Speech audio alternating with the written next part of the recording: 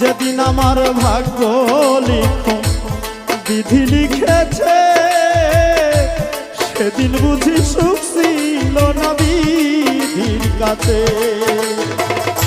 সুখ রাখিলে এত দুঃখ কেন দিয়াছে রে বিধি, সুখ থাকিলে এত দুঃখ কেন দিয়াছে,